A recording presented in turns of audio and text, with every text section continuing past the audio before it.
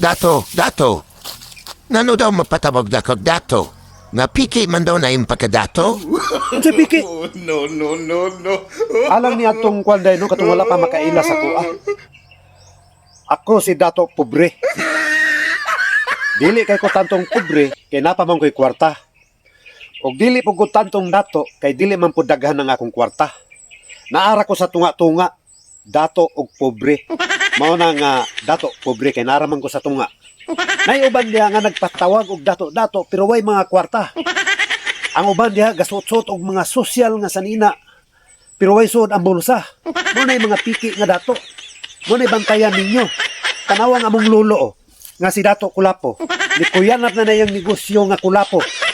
Hangtod karon wala na gikakaulaw nga gabahag ra gyapon siya. Mao na amo ang kultura nga bisag dato na kaayo pero dili na mo ikakaulaw nga gabahag lang gyapon ni kay mo na tinuod na mo nga kultura.